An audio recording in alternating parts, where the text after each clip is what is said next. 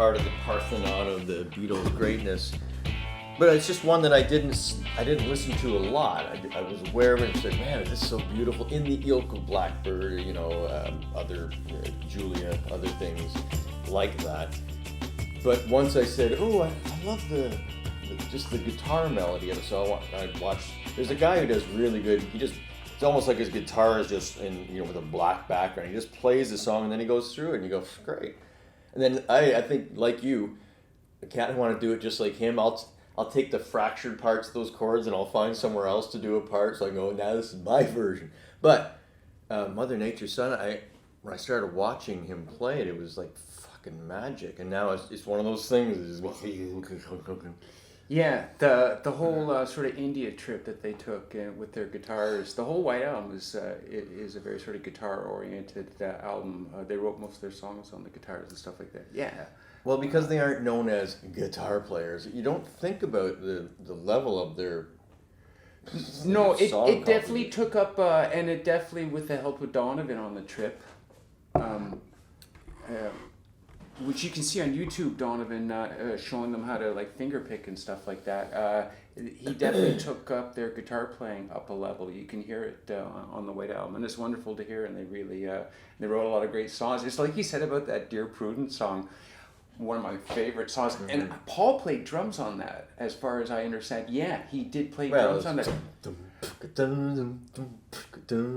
Well, I would. I mean, it's still he's a great drummer. If you listen to it, yeah, I wasn't quite sure, but yeah, and you always told me just sort of the just as guitar players, even Lennon's finger picking on Dear Prudence and the whole chord structure is a bit of a thing to play. Well, I love that how he walks down from up here and then starts.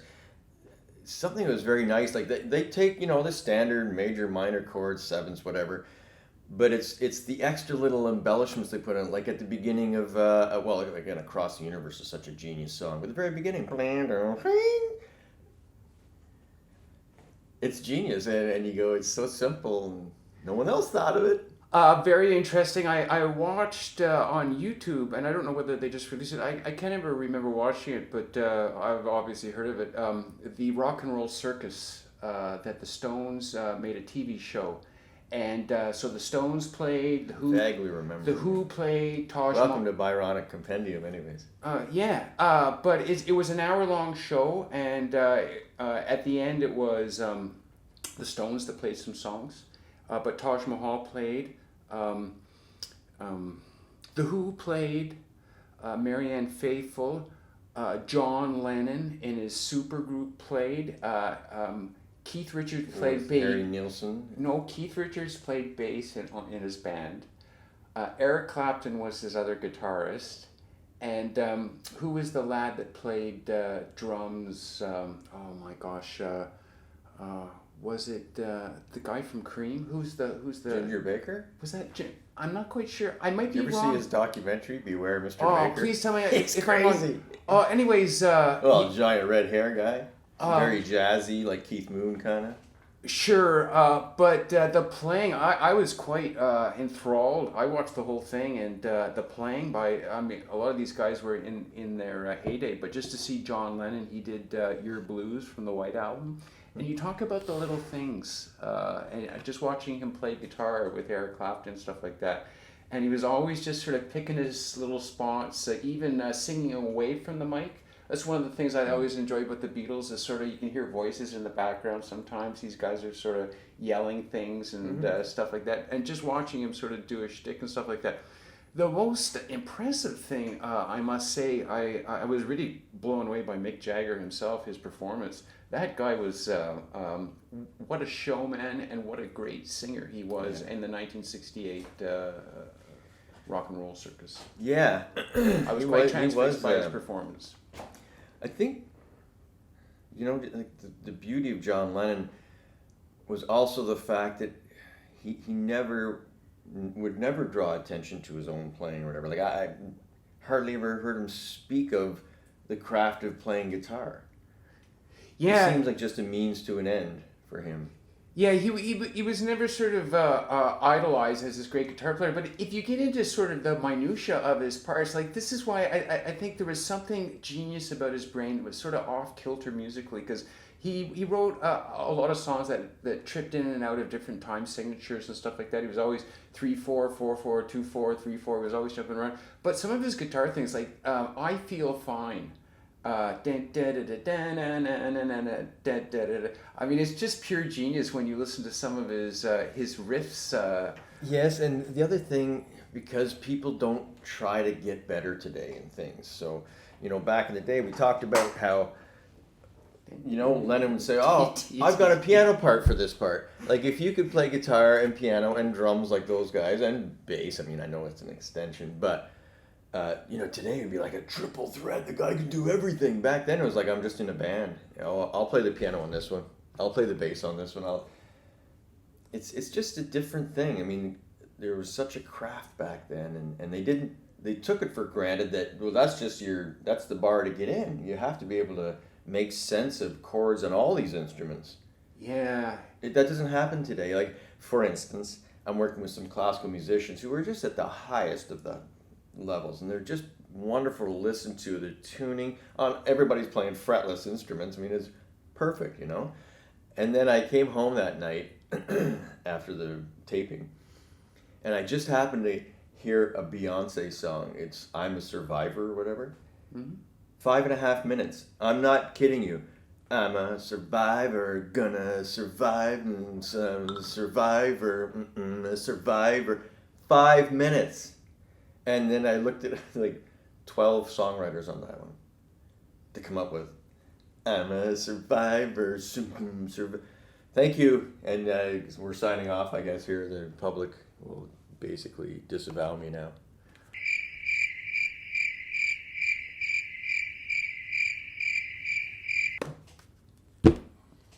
And so you won the lottery?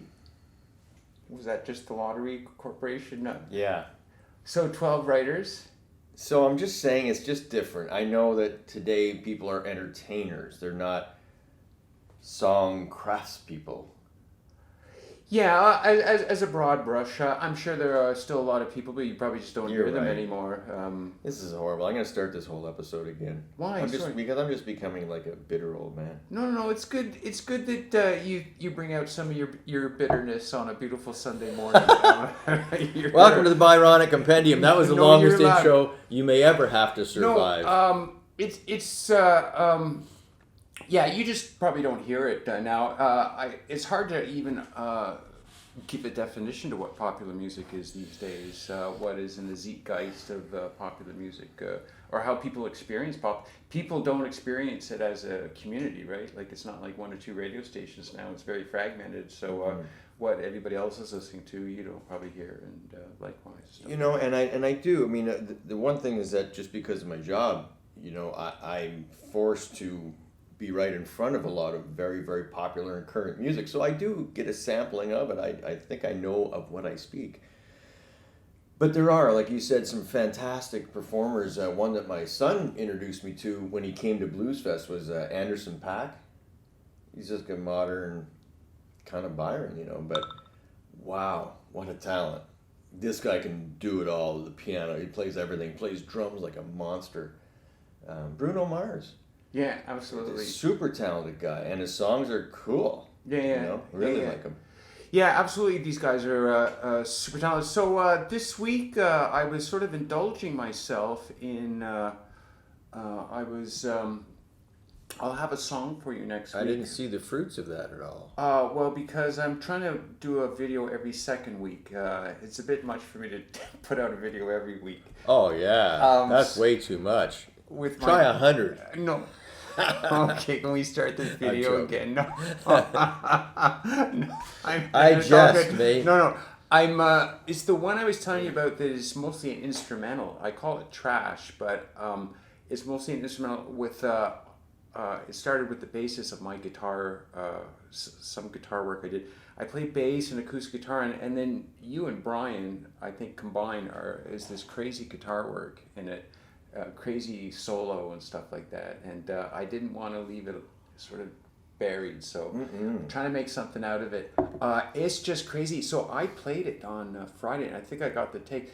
But it's one of those where it's just so frantic, and I got the drums going so crazy that it just makes you want to shake your head. It's just every time I hear it, sorry man, sometimes it makes me want to shake my head. It's just crazy good. Like it just makes me so excited when I hear it. It's so rock and roll. Where is it? I'm gonna be playing it to you next week. But the other thing I did this week that was really exciting, that's got me going, was I laid down a bucket load of vocals for the song that you did, Whistle. I did a whole pile of lyrics, and I sort of threw a whole pile of stuff at the wall, probably more than I need. Visually or lyrically? Lyrically and vocally. Like I just sang a whole pile of, I sort of split your song up into sort of 3 parts, and I just started writing down a whole pile of things, and when I caught some melody in my head, I just sort of pressed play and just sort of spun it. So I've got... and how is the experience?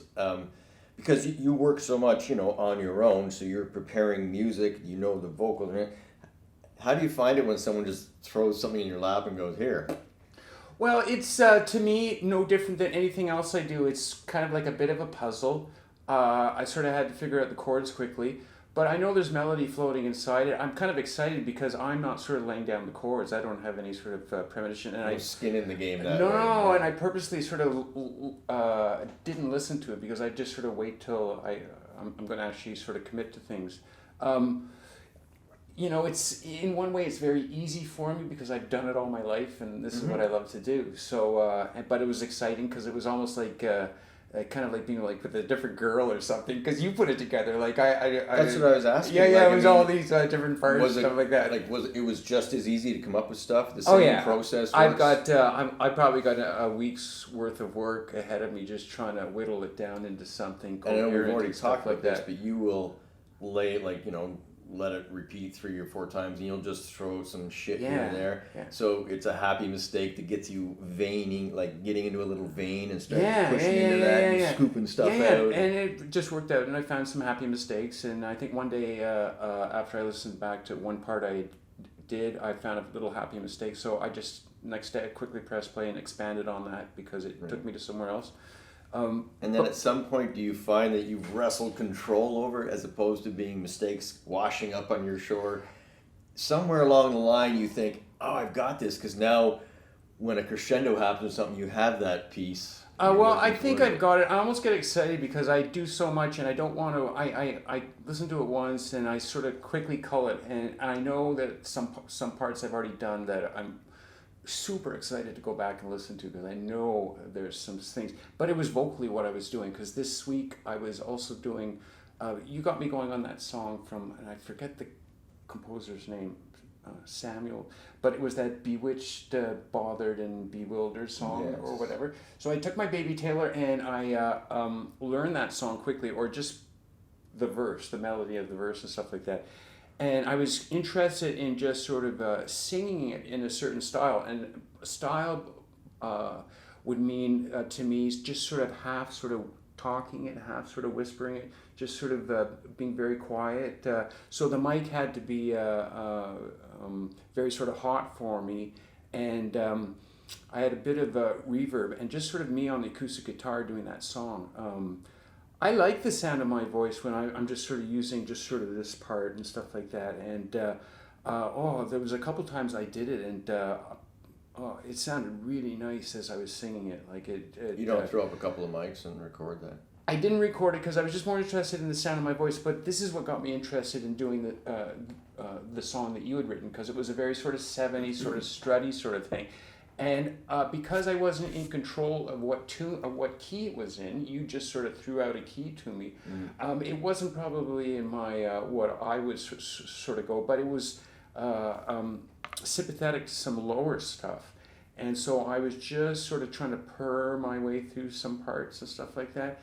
And that's the beauty of just writing without being a singer. You don't care about what key it is. You put it in the key that you think sounds write for the song. Okay, so interesting enough, like that's what I was really excited about, because you put me into a place that I didn't really think about at the start. So I'm in a key that I probably wouldn't have gone to. But however, with that song, it was almost directing me to sing a certain way. So when I did sing it a certain way, and I sang it sort of low the first verse, there were tones in my voice, and I had some really good vibrato at the end, and I was using my breaths and stuff like that. It sounded really sweet. I was really excited by it. And at one point I got to the last, what I would consider the last chorus, and I sort of sang it up an octave, and just sort of like the difference, like with a bit of reverb and stuff like that. I'm very excited. I can't wait to sort of start pawing my way through it. Another thing that I relate to that is when you're younger, like you're harder, you're stronger, you're leaner, you want to go, like people in the day never thought that you were much of a screamer, like you weren't really like a rock singer, but sometimes in some of those songs I'd point out things and go, listen to this, oh, that sounds great. But as you get older, and I noticed this with Mike and I, we didn't want to jump around the stage anymore, not that we did in the first place, but we like getting quieter, and with the instruments as well as the voice. And someone who's not a singer, it's so much easier to sing falsetto or something over quiet instruments, and you start to embrace that kind of thing. Like maybe now old Cole Porter songs are more attractive to us because it's not in front of a big PA, it's totally that. Absolutely. It almost got me thinking this week that I should be in some quote unquote some New York bar, just sort of in the corner with the trio, and just sort of doing with an old microphone and doing some old time songs. Why don't, like I would think it's time for a Byron album of those standards, like Byron standards. There's no doubt that I don't. Those type of songs, if I'm in the middle of it, it's so easy to sing, and it's so easy to sing like 9 or 10 in a row because you're not really ripping your voice every time. But yeah, it was a great joy. So anyways, this song I'm doing, so I had some great lines, and it's some guy strutting, because I kept thinking... Rick, right, with the big bell bottoms Yeah. and stuff like that. And I kept thinking about some guy thinking was cool, but I was using the line, but I'm in the wrong century.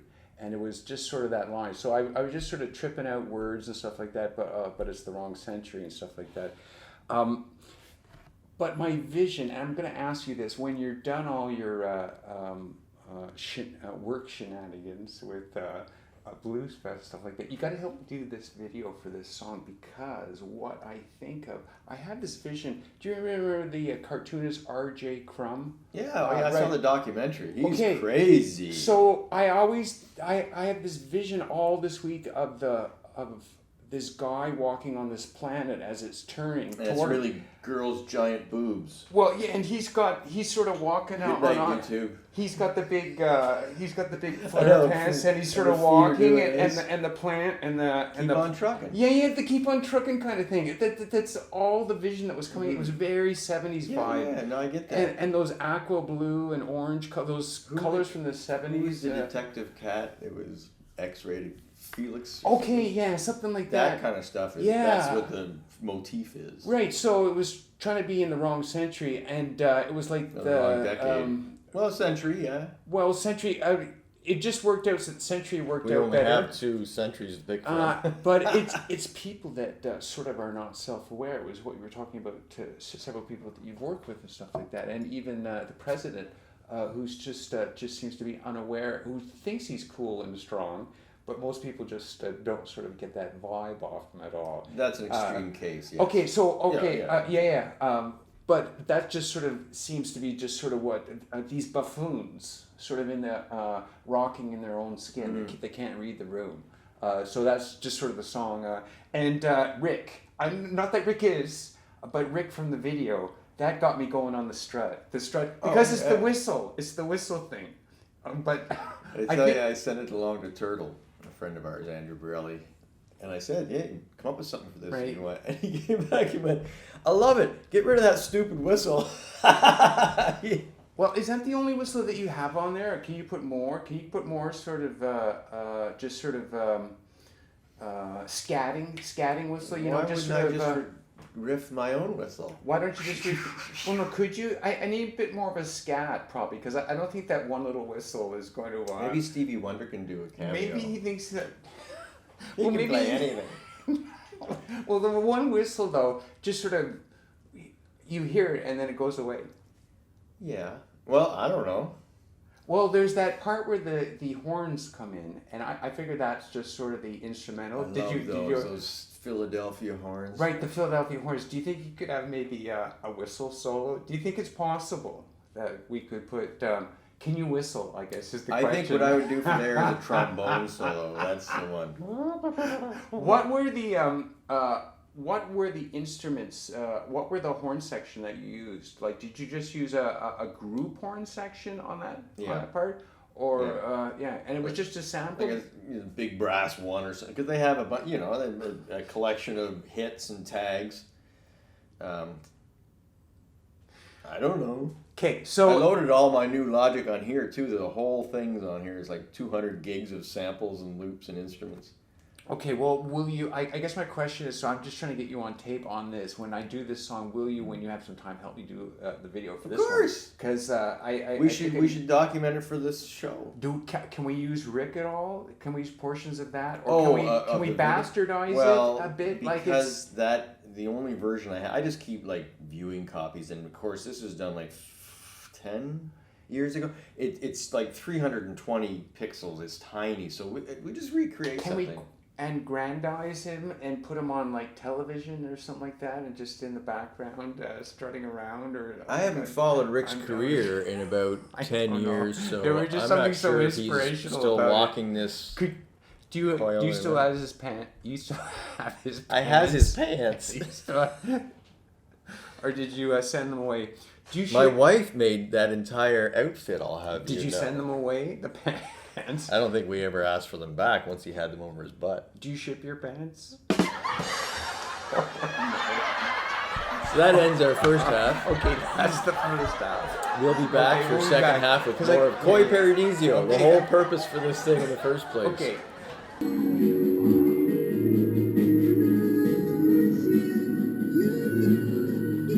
gonna turn on the wind, so maybe you can think about.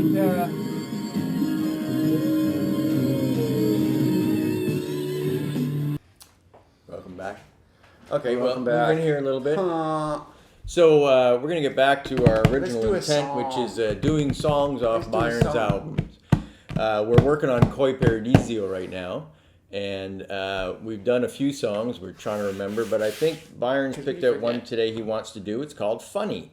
So you just give me a little intro as I find Funny here. Well, Funny was a song I remember, and I only remember it because of what I was doing this week. Glasses.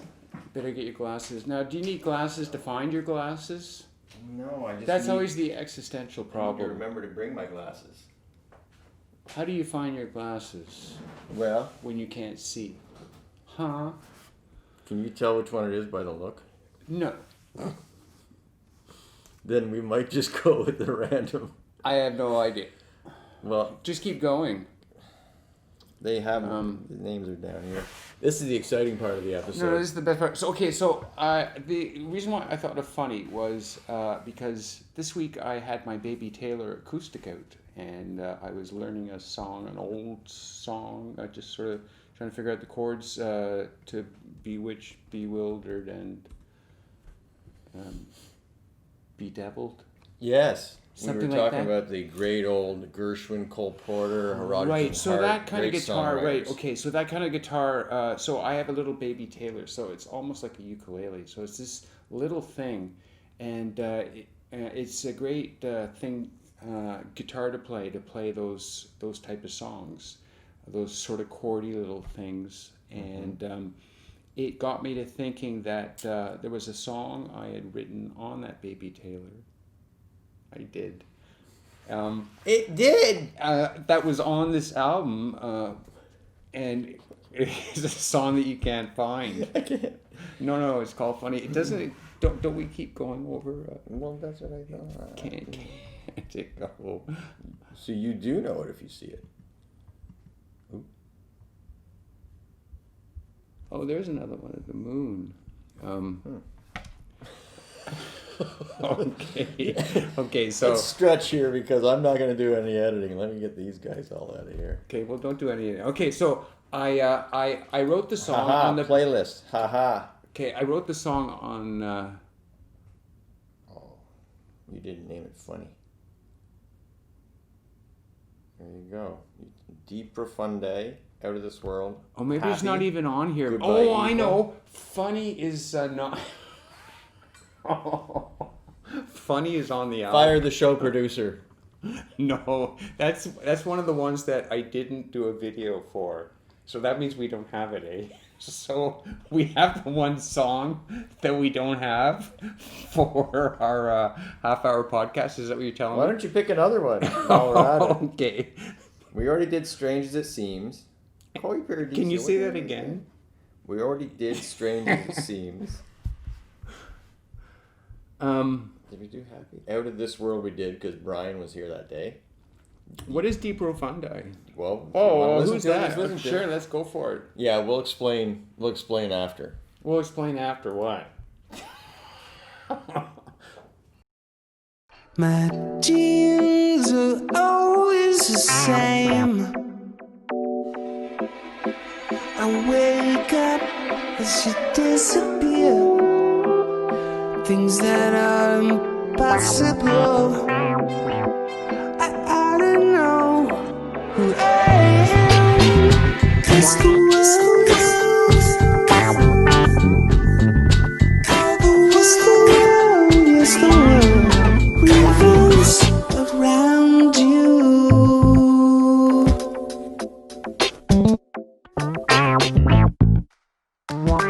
And she said, love me for who I am. Take me as I am. Who are you today? And who are you tomorrow? Which one are you today? Me, I can be only me. Oh, well, you. All the world orbits around you. Love.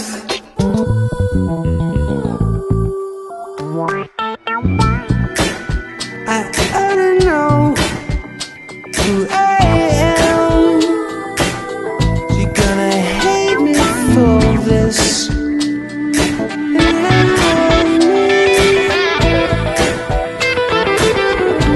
Yes, I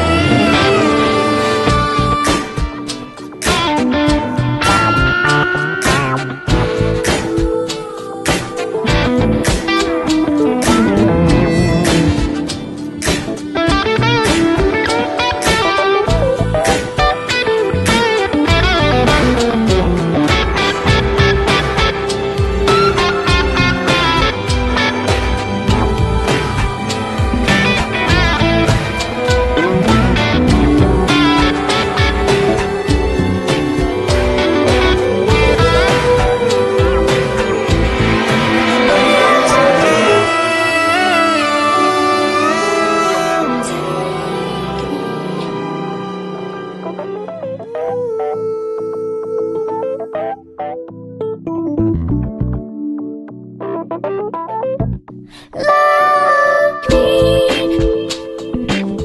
me.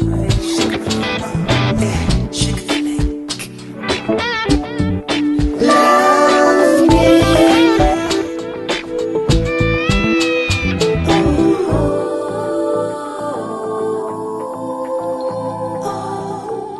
I wake up as you disappear.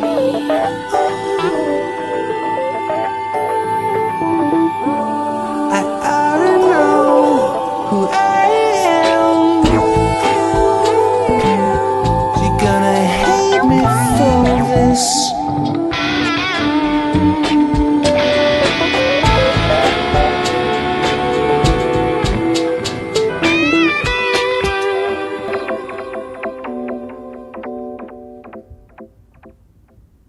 Wow, how long was that? 4 minutes or something like that. Just want to make sure to stop it. So it's very much it sounds very familiar to me to what I was doing this week. It's got that sort of 70s vibe. It's got the Rhodes Dirty keyboard, Rhodes Electric, the Dirty Rhodes Electric. So like that's sort of a real lot 60s. of Brian's guitar stuff. Yeah. The Dirty Rhodes is all that I'm the Walrus Rhodes, the Dirty Rhodes that he was playing and stuff like that. All that stuff, that Deep Purple Dirty Rhodes. That who's the John Lord. John Lord stuff. If I could have one keyboard player in my band, it'd be John Lord with the Dirty Hammond. Yeah. That stuff just so rocks on some of those Deep Purple stuff. But yeah, it's got that sort of a vibe. I know why we kept it. It seems like such a simple song as far as the song is concerned, but it's got that 70s vibe that I love so much. And it's got some really standout vocals. Susie had done some sessions on this, I think was for her album that we were about to do. So that didn't work out, so I ended up turning this song. And plus Brian's guitar, the sound of his guitar just sounded awesome. I really the setting, the delay time, it was just treated really nicely. Yeah, the song is a bit of a wankery at the end. It's just sort of an out, and it's just sort of all these different sort of sounds and stuff like that. But I mean, Dee Profundi. If you really get into it, well, I always loved that title, and I think that title came from maybe when I was 13 or 14. I remember I went to a friend's house, and his brother had a pile of Penthouse magazines, and one of the girls went by the name of Dee Profundi. And I just always loved that, and I love that sort of mashup of words, just sort of Dee Profundi. The only thing other than your song I find on a search is Dee Profundo by Egress on SoundCloud. Yeah, but The rest is you. it's sort of strange, the things that stay with you when you're really young, and so I know I was only 13 or something like that, but I remember when I started making songs up and stuff like that. And at some point, just looking for words, I always remember the phrase "Dee Profundi," and I loved it because nobody knew anything like it had no context other than that stupid porn magazine. But it was kind of what is like sights, sounds, smells, memories trigger certain things in your mind, and you just get locked in. I always say it's funny how I'll tell people how original your stuff is because it's so out there, but if you think about it, it's not so out there, because I know you feel, and we all feel as creators, that we're trying to recapture something that perfectly illustrated a time frame or something in your mind, and so by extension you feel like I'm really not creating this, I'm trying to make the same thing I heard before, the same thing I saw before, like when I'm doing videos. Yeah, and I like the look of the word. I love profundi. I think it's slippery, it's glossy, it's. But it meant nothing other than it sounded cool. Like there's no very much so, and this seemed to be the song. Just sort of put it sort of a 70s sort of porn sort of thing. This song was very sort of 70-ish. And of course, we overlay that with my daughter's image. And of course, I the first thought after I thought of that was your daughter Kira, who was only 17 at the time, right? 17 at the time. So how lucky I was to get such a beautiful woman to. Somebody who's 17 at the time. I'm sure she'll love having this video when she's in her 40s. To capture anybody's. We all do. I mean, once we get to this stage, we're happy that we captured stuff when we were younger. I know she still feels kind of weird. Oh, Dad, don't play that thing. But at the time, she was still an actress. She was doing movies and whatnot. And because we're musicians, liberal dudes, Byron said, I need to have this innocent, fresh thing dancing, because this is the Cancer album. He beat cancer. He just came out of a relationship. In a bigger sense, he saw Kira because he knew her since she was a little baby.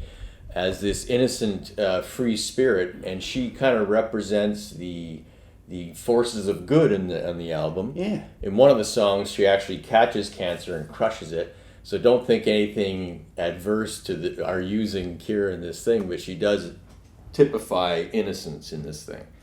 And then I see your lyric, grand larceny. I'm going, oh no, people are thinking that he's robbing the cradle here. He's a goalie. Grand larceny. Oh, that's The right. whole Eh? thing- I didn't think. Thank you for the Conspiracy context. theorists No, will go, oh thank my you. God, we're about as far from that kind of stuff as you can ever come to. But it really worked nicely, and because Kira is absolutely fearless in front of the camera, we would remember we were standing back there, and she's saying, "Okay, well, it's over. What do I do?" And we're going, "Just keep dancing or whatever." Yeah. Yeah. It was wonderful to have her. It was wonderful to have her at that time, and for many reasons, it was great to have her. The thing that really got me, and I have a picture of her in my studio that stares at me, and it's a picture of her from that. And it's her eyes. I mean, she's beautiful, and there's something very symbolic, I think, as far as her womanhood, and she's got the high cheekbones and stuff like that. So like it's Got her at the right time. I mean, you think of someone that young, they are innocent. Yeah, They're fresh, you know, yeah. they're- Very sort of doe-eyed and stuff like that, and yeah, it's just a picture of her eyes. in a good way, hon. Doe-eyed is good. No, it's beautiful. I mean, as far as I would compare it to some of those pictures, like those Rembrandts or those Botticellis or stuff like that. So, for 100 reasons, I still look at it now. She looks wonderful, and really the camera is just staring at her for the whole song. I said I love that warm yellow filter you had Yeah, on it. yeah, You yeah, know, yeah, it yeah. looks really nice. Yeah, and those are the type of things that I enjoy looking at. Like, it's not a lot of quick edits like a lot of videos are. To actually just sort of sink yourself into something for 3 or 4 minutes and just sort of watch somebody for 3 or 4 minutes. And you don't have to do it. Yeah, and That's the best part. What I find about your art, and obviously like a lot of other artists do, so many reoccurring themes. Like sometimes I'll hear a mix of a song he's working on, and I'll hear Susie's vocals from before, and he's just repurposed some parts and stuck it in there and works really neat. And then I'll hear it on another song somewhere, like where you have reoccurring themes. And this one, we only asked Kira, so we're just going to do a couple of songs, so just, go in there and act like a water nymph and be happy and crush things. But then you would repurpose, because we shot so much stuff, and she loved being in front of the camera. yeah. Well, there's something very You'll find her coming back into the album in a few songs. Sure, there's something very fun to watch. Like I'm not interested in having guys in my video. It's a sausage party. Yeah, it's a sausage party. Yeah, I have no interest in a sausage party. Although I was quite amazed that you allowed us to film as much of you as we did capturing the album. Well, we did, and I even put, and this is my biggest transgression, but I put sunglasses on. Did You this. immediately, yeah, because I said, Steve, I can't follow all of your dance moves. Because weren't you, because you were trying to get me to wear the other glove, right? Because you had the one, now weren't you doing it was based on the moonwalk. Mm-hmm. Don't you remember that part where you were off camera doing? You stumbled into the lights, and that expensive camera that fell over back. Isn't that when we stopped filming? No, we stopped filming at the point. Okay, so we're done. So anyways, this was one of the of best the ones. multitude of songs No, that this was we good. had a bunch of cameras in at the studio, and for about a week, Byron came in and, like he said, did his rock star thing in front of the camera on quite a few of them, and Kira came in, and then we drove around for a bunch, like drove with the around. GoPro, and I hung the GoPro, the typical stuff back in the day. But thank God we did that, because I only wish you guys had taped just sitting around during the Alien the Rapper Monkey year. And when we were back in, I think I had a camera then. Must have been like an old one where you cranked it with your hand. I think it was a bird. I don't have to tell people today, capture everything, capture everything. You never know. It's a lot of fun to look back at some of the stuff, that day of shenanigans. My God, let me tell you, I have a trove of stuff. Do you remember the song that Andrew Turtle and I came up with, Friend of Mine? It was this, in the 90s somewhere, came up with some acoustic kind of song. And so John helped us flesh it out, and then we did a video. Oh, yes, I do. And we spent a few days For sure. recording this video at this. I remember It was that. a magnificent jam hole we used to have when we were growing up. And so we shot that. But I have a lot of the rehearsal footage when I used to live on Gladstone, right near Bank Street. And John Dewar and Andrew and I, it's even embarrassing to talk about it. We have, we played the song and we would air guitar and discuss what we were going to do in the shots. It was What was it recorded on? What was Super 8 or Super something. 8? No, not Super. Sorry, it was just whatever the shitty first version of. Yeah, well, for sure you should. All I know is that I transferred it and I have it all now. We should drop something in at some point. We still got to get that thing for Yes. that other thing. But no, it's good to get it on digital though. Like whatever you have that you've done, that's a I sweet looked thing. into the technical corner. Do you I actually have the machine. Do you have any other songs that you did with Turtle? Oh, I've got tons. So you could use that footage for other songs, just to sort of blow his mind or something like that. Eh? The stuff What that he footage? hasn't seen. Well, you were saying from from those sessions and stuff Oh, like that. yeah. I don't know if I want to put that much effort into it. It's only so funny. So it's a one-off, maybe for Christmas, and you say, "I'm going to give myself one day to put this together for my good friend." Yeah, Give him a good laugh. I've got a lot of stuff from back in the day that is a hoot. So, anyways, that was another song, Dee Profundi from Coy Paradixio. Do you have a camera to play back a film projector and an 8mm? I do actually have an old screen. Pull down with the little silver oxide, whatever the hell it's on it. What sound does it make? You fold. Okay, we're done. Okay, we So said it all. we don't even know what episode it is We don't anymore, know but yet. we're working our way through Coy We're working our Paradixio, way. and I'm about 4 episodes behind now, so expect in about a month a treasure trove of new Byron. Yeah, we don't even know if we're going to be episodes. back next week because you're going to be busy, eh? Next week we should be okay. It's the week after that Blues Fest is added one more day, so Okay, it's well, on a don't- Sunday, yeah. and so I will be out of commission. So anyways, that's it for today. We're not even near close to the center of the That's camera. good. This is how proficient we are now.